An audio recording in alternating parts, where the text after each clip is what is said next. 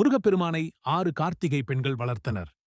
அவர்களை நினைவுகூரும் வகையில் முருகப்பெருமானுக்கு கார்த்திகேயன் என்ற பெயரும், மேலும் கிருத்திகை என்று அழைக்கப்படும் கார்த்திகை நட்சத்திரத்தில் முருகப்பெருமானை வழிபட்டால் வேண்டியது கிடைக்கும் என்று சிவபெருமானே கூறியுள்ளார். இந்த அற்புதமான நாள் ஐப்பசி மாதத்தில் நவம்பர் 6ஆம் தேதி வருகிறது. இந்த நாளில் விரதம் இருக்க முடியவில்லை என்றாலும் சில தவறுகளை செய்யக்கூடாது. நீங்கள் முருக பக்தர் என்றால் ஓம் சரவணபவா என்று கமெண்ட் செய்துவிட்டு நமது ஆறுபடைவேலன் சேனலை சப்ஸ்கிரைப் செய்து கொள்ளுங்கள். முதலில் அந்த நாளில் அசைவம் சாப்பிடக்கூடாது. தேவையில்லாத வம்பு வழக்குகளில் தலையிடக்கூடாது.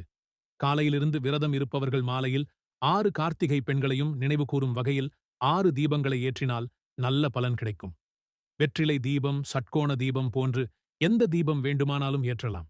பின்பு முருகப்பெருமானுக்கு செவ்வரளியால் அலங்காரம் செய்து நெய்வேத்தியம் வைத்து தீப தூபம் காட்டி ஆராதனை செய்து கந்தசஷ்டி கவசம், திருப்புகழ் போன்றவற்றை பாராயணம் செய்து கொண்டு வர குழந்தை பாக்கியம் உண்டாகும். திருமணத் தடை நீங்கும், கடன் தொல்லை நீங்கி சகல சௌபாக்கியமும் கிடைக்கும் என்று சொல்லப்படுகிறது. இதுபோன்ற மேலும் பல ஆன்மீக தகவல்களை தெரிந்து கொள்ள நமது ஆறுபடை வேலன் சேனலை சப்ஸ்கிரைப் செய்து கொள்ளவும்.